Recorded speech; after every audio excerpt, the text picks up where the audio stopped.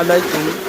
আজ আপনাদেরকে দেখাবো যে সেতু প্রেস কেশবপুরের কাগজ ছাপার কারখানা। এখানে কাগজ কীভাবে ছাপানো হয়।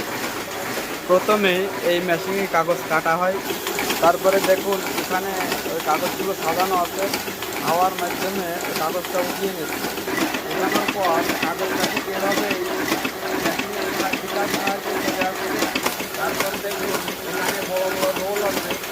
রোলের সাহায্যে একটা রোল আছে, রোলের সাহায্যে ভিতরে যাচ্ছে এবং এখানে যে টালি দেওয়া আছে এই টালি রোলের মাধ্যমে একটা রোলের মাধ্যমে ওর ভিতরে চলে যাচ্ছে। নিয়ে এখান থেকে দেখুন এখান থেকে বের হয়ে আসছে, চাপা হয়ে বের হয়ে আসছে। বের হয়ে এই যে এখানে দেখুন মেশিন ম্যান হচ্ছে আমাদের শুভ, আমাদের স্নেহের ভাইবো শুভ থানা। সে অনেক দক্ষ এ বিষয়ে।